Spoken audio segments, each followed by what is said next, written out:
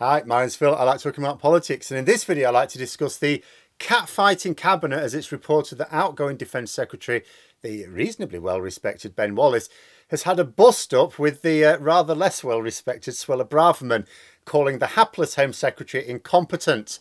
And I was reading it and I was thinking to myself, I wonder if there's a Brexit dimension to this as well. But first, if you'd like to be notified of daily news and politics, please subscribe to the channel.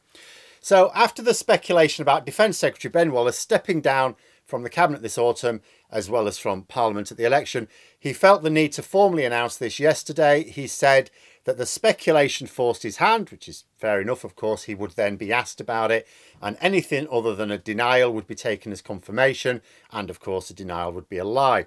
It's also nothing to do with not wanting to go through an election campaign just to lose his seat. His current constituency, if you look at the polling, would probably flip to Labour, but his current constituency is disappearing. Boundary changes. And as someone as senior and respected as Wallace, he could easily find himself a safe seat. So it's much more likely to be the case that someone at the top of government for so long doesn't fancy an extended stint on the opposition benches.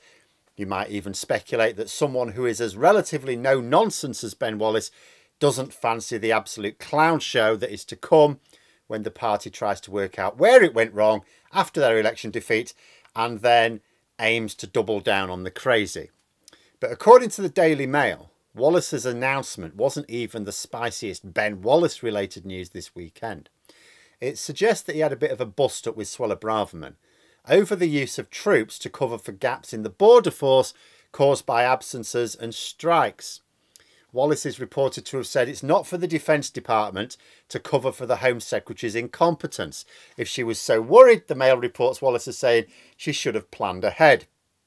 Interestingly, the Mail points out that Braverman's chief concern is the prospect for travellers to be facing long queues this summer. Now, border queues are actually quite an interesting problem for Brexiteers.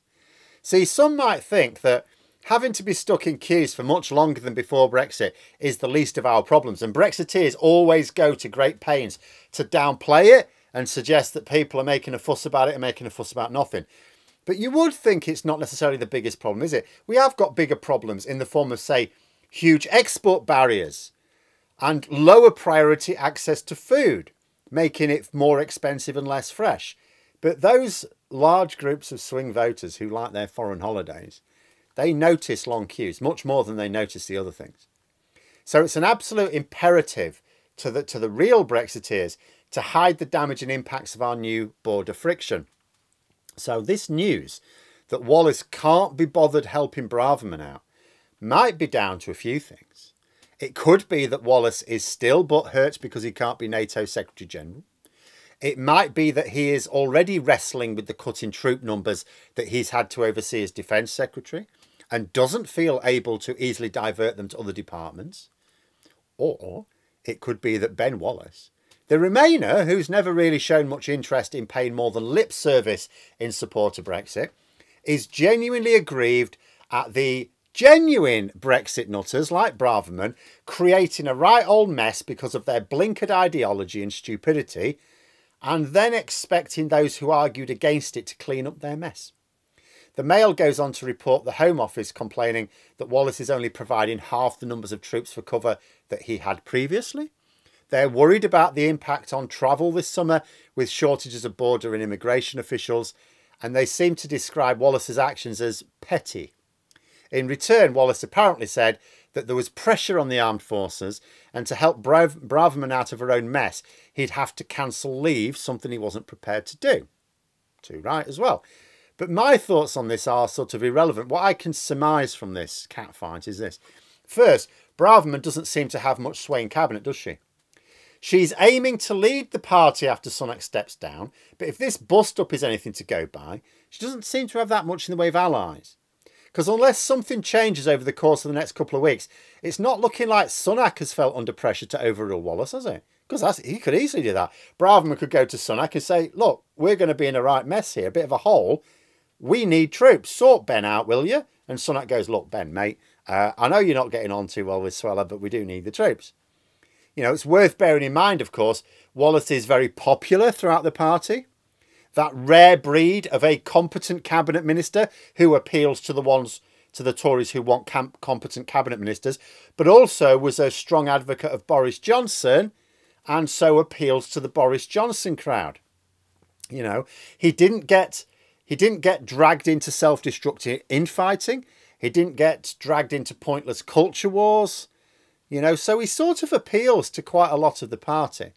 Doesn't bode well for Braverman's ability to lead the party if she can't even strong-arm the Defence Secretary into providing troops for something which, if not resolved, is going to reflect badly on the entire government, not just Braverman.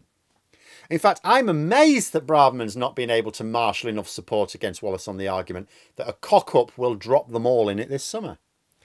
Second thing I would say is that queues this summer will absolutely be seen through the prism of Brexit. I would argue that any Tory who's not doing all they can to cover up as much of the problem as possible, regardless of whose fault they think it is clearly comfortable with the weaknesses in Brexit being exposed. Like a lot of Tories, he swung behind Brexit after the referendum, and of course he supported Boris Johnson, almost certainly for party political concerns, but campaigned for Remain in 2016.